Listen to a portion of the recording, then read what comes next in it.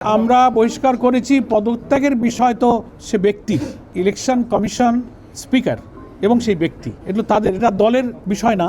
যেহেতু তিনি দল থেকে বহিষ্কৃত, তাই বহিষ্কৃতের অর্থ হলো তিনি আমাদের দলে নাই, তাকে তো আর আমরা আর কোনো ইনস্ট্রাকশন দিতে পারি না। পদত্যাগের চেয়ে বহিষ্কারই আমাদের বড় সিদ্ধান্ত। আমাদের দলের সংবিধানের আর্টিকেল 62 অনুযায়ী একটা ব্যক্তির কোনো অপরাধ তদন্তে প্রমাণিত হলে সর্বোচ্চ শাস্তি হচ্ছে দল থেকে বহিষ্কার, এবং সেটা আমরা মিডিয়া করেছি, পাবলিক করেছি। এর উপরে আর কিছু বলার থাকবে না। ভাই শোনো, কোনো চাপ নাই। একটা কথা হচ্ছে যে যন্ত্র তো একটা সবার হাতে আছে, এক লাইন লিখে চাপ দিলেই তো চলে যায় দুনিয়ায়। এটা এখন পত্রপত্রিকার তো একটা এডিটোরিয়াল পলিসি থাকে, কিন্তু ফেসবুক সোশ্যাল মিডিয়ার কোনো এডিটোরিয়াল পলিসি নাই। আমার মনে যা আসলেও লিখে দিলাম, রং আর রাইট ভিন্ন ব্যাপার। এখন যশোর 4-এর আমাদের মাননীয় সদস্য অত্যন্ত সহজ সরল ভালো মানুষ, তার একটা মেয়ে দীর্ঘদিন ধরে অসুস্থ। আমি নিজে ব্যক্তিগতভাবে জানি, অন্তত 15-20 বছর ধরে আমি যশোর যাতায়াত করি, আমার বাড়ি খুলনায়। উনি এই মেয়েটার জন্য, উনি এবং ওনার ওয়াইফ একজন কলেজের টিচার, উনি নিজেও কলেজে অধ্যাপনা করেছেন। এই মেয়েটা অসুস্থ, ভারত বাংলাদেশ বিভিন্ন ট্রিটমেন্ট, সাইকোলজি, সাইকিয়াট্রিক, ফিজিক্যাল, নানান, তার প্যাঙ্ক্রিয়াস ড্যামেজ হয়ে গেছে, নানান রকম অসুস্থতা, আইসিইউতে থাকে, মেন্টালি সে অনেক সময় আপসেট হয়ে যায়, ব্যালেন্স থাকে না। তো তার বাড়ির পাশের কিছু পথে আসা যাওয়ার পথে হয়তো কথাবার্তায় কিছু অনাকাঙ্ক্ষিত দু একটা ছোটোখাটো ঘটনা ঘটতে পারে, কিন্তু সেটাকে স্থানীয়ভাবে সরকারি দলের লোকেরা এবং বিরোধী দলের লোকেরা একেবারে সংগঠিত হয়ে একজন মাননীয় সংসদের বাড়িতে হামলা করা, ওই মেয়েটার গায়ে হাত তুলেছে, মাননীয় সংসদের স্ত্রীর গায়ে হাত তুলেছে। That is very unfortunate. এটা কোনো গণতন্ত্র না, এটা কোনো দলীয় ভদ্রতা শিষ্টাচার হতে পারে না, সভ্য হতে পারে না এটা। এই জন্য আমাদের মিডিয়ার বন্ধুদেরকে বলবো, আমরা আপনাদের আন্তরিক সহযোগিতা চাই। একটা জিনিসের রং আর রাইট, রিয়েল জিনিসটা, তার বাস্তবতা দেখে শুনে আপনারা লিখবেন।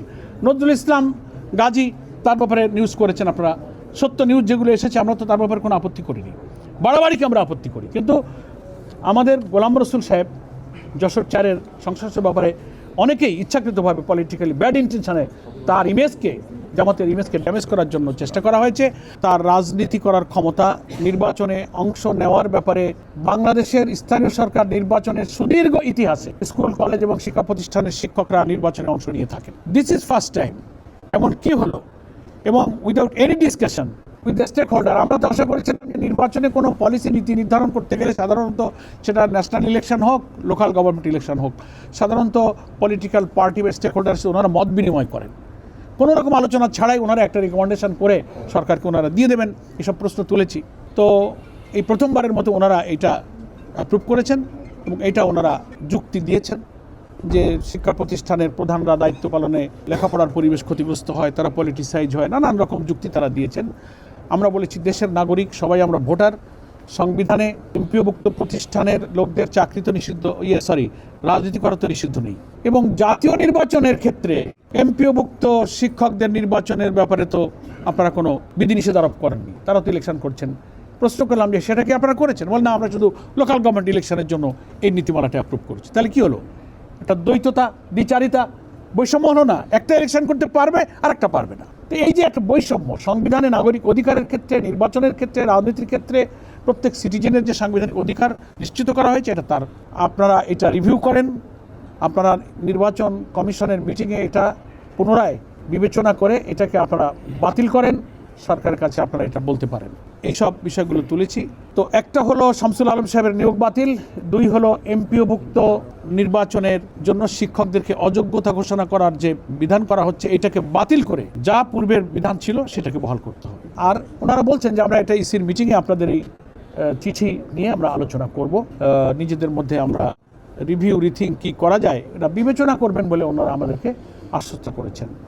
আর আগের দিনের দেওয়া 30শে জুনের চিঠির 2টা ইম্পর্টেন্ট বিষয় নিয়ে আমরা কথা তুলেছি। সেটা হচ্ছে যে নিষিদ্ধ রাজনৈতিক তৎপরতা যাদের নিষিদ্ধ করা হয়েছে বাংলাদেশের একটি রাজনৈতিক দলের, আগের লিখিত সুপারিশ এটা ছিল যে সেই দলের পদ পদবীধারী যারা কোনো জেলা, উপজেলা, ইউনিয়ন কোনো পোস্ট হোল্ড করছেন, তো যে দলের রাজনীতি করাটা সন্ত্রাস বিরোধী আইন দ্বারা সরকারের নির্বাহী আদেশে নিষিদ্ধ করা হয়েছে। তো রাজনীতি তো মানুষই করে, রাজনীতি আর অন্যরা কেউ এসে করে না। তো যে ব্যক্তি রাজনৈতিক দলের কোনো পোর্টফোলিও, কোনো পোস্ট হোল্ড করবেন, তিনি যদি কোনো রাজনৈতিক দলের নেতৃত্বে থাকা অবস্থায় কোনো নির্বাচনে অংশ নেন, that is on kind of election politics, that is on kind of politics.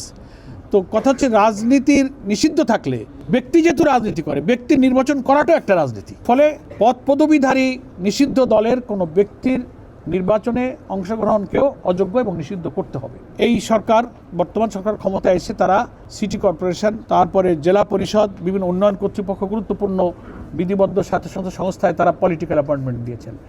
এদের উদ্দেশ্য পরিষ্কার বোঝা যায় যে তিনি এখানে নিয়োগ দিয়েছেন যে তিনি ওখানে দায়িত্ব পালন করবেন, সামনে যখন স্থানীয় সরকার নির্বাচনে আসবেন তিনি এই নির্বাচন পর্যন্ত সিটি কর্পোরেশনের, জেলা পরিষদের বা বিভিন্ন গুরুত্বপূর্ণ পদের সুযোগকে, ক্যাপাসিটিকে, সামর্থ্যকে কাজে লাগিয়ে পাবলিককে সার্ভ করবেন। ঠিকাদারি, ব্যবসা বাণিজ্য, কন্ট্রাক্টরি, নানান চ্যারিটি ওয়ার্ক করে তিনি জনপ্রিয়তা নেবেন এবং নির্বাচনে তিনি আবার প্রার্থী হবেন। আমরা এটা আপত্তি করেছি যে তাদেরকে নির্বাচনে অযোগ্য করতে হবে, কারণ এরকম স্থানীয় সরকারের পদে থেকে 2, 5, 10 মাস সার্ভ করে সাথে সাথে ইলেকশনে ক্যান্ডিডেট হওয়া মানেই হচ্ছে যে এই নির্বাচনকে নিরপেক্ষ হতে দেওয়া হলো না, দলীয়করণের জন্য তাকে এখানে নিয়োগটা দেওয়া হয়েছিল এবং নির্বাচন একেবারে দিব্যি এটা একটা দলীয় নির্বাচন হবে, পক্ষপাতিত্ব হবে, এটা নিরপেক্ষ হবে না, স্বচ্ছ হবে না।